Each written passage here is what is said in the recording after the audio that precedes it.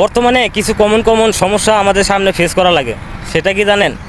আপনি আমাকে ফলো দিয়েছেন, বাট আমি আপনাকে ফলো ব্যাক দিই না। এর কারণ কি? আমি যদি আপনাকে ফলো দিতে পারি, আপনি কি আমার ফলোটা অ্যাকসেপ্ট করে ফলোটা ব্যাক দিতে পারেন না? তাহলে আপনি এই ফেসবুক প্ল্যাটফর্মে কাজ করবেন কীভাবে? না শুধু আপনার নিজেরটাই ভাবেন, অন্য কারোটা ভাবেন না? এমন না। আসলে আমরা যাকে ফলো দেই, আমরা যাকে ফলো করছি, তার কমেন্ট বক্সে আগে গিয়ে আমাদের প্রথম দেখতে হবে যে সে রিপ্লাই কমেন্ট করে কি না।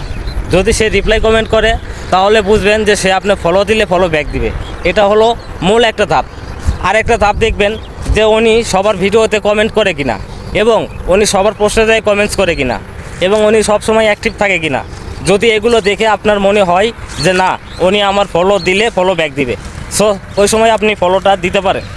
আর একটা সমস্যা, সেটা হলো আপনাকে এটা ফোকাস রাখতে হবে যে আপনি কাকে ফলো দিচ্ছেন, সে কি অ্যাক্টিভ আছে না নন অ্যাক্টিভ আছে। যদি অ্যাক্টিভ থাকে তাহলে আপনি তাকে ফলো দিতে পারেন, এবং আপনি যদি মনে করেন যে ওনাকে ফলো দিলে আমাকে ফলো ব্যাক দিবে, তাহলে আপনি ফলো দিতে পারেন, তাহলে কোনো সমস্যা নেই। আর যদি মনে করেন যে উনি আপনাকে ফলো দিলে যেমনই হোক উনি আমাকে কখনও ফলো ব্যাক দেবে না, সো ওনাকে কখনও ফলো দিয়েন না। আর একটা কমন বিষয়, সেটা হলো আমরা বর্তমানে একটা সাপোর্ট মানে আমাদের সাপোর্ট নিয়ে আমরা অনেক ব্যস্ত। আপনার সাপোর্ট চাওয়া লাগবে কেন ভাই?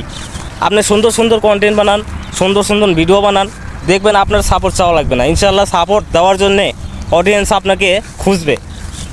এটা হলো নিয়ম। আপনি যদি একটা কমেন্টস বক্সে যে বললেন যে ভাই আমি আপনাকে সাপোর্ট করলাম, আপনি আমাকে সাপোর্ট করেন, বা আমি আপনাকে ফলো করলাম, আপনি আমার ফলো ব্যাক দিন। আসলে এরকমভাবে কখনো ফলো আদান প্রদান করা যায় না, এটা ফেসবুক প্ল্যাটফর্মের নিয়মে নাই। সো আপনি এই নিয়মের বাইরে কেন কাজ করবেন?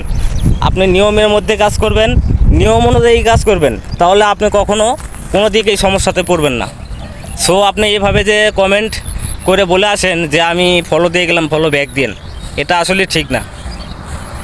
আর আমরা অনেকেই দেখি যে আমরা অন্য ভিডিওতে পুরোপুরি না দেখেই একটা কমেন্টস করি। ভাই এগুলো আসলে ঠিক না। আপনি একটা ভিডিও প্লে করে অন্তত 7 সেকেন্ড হলো আপনাকে ওই ভিডিওটা প্লেতে রাখতে হবে, অর্থাৎ রানিংয়ে রাখতে হবে।